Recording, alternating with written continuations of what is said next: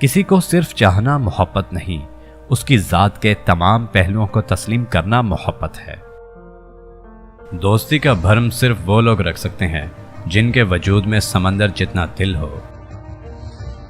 चीज़ें वक्ती होती हैं, टूट जाती हैं, रवैये दायमी होते हैं, सदियों तक अपना असर छोड़ जाते हैं।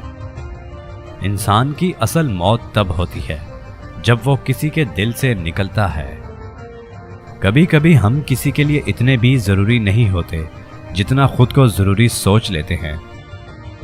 किसी की इतनी कदर भी नहीं करो कि अपनी ही कदर खो दो।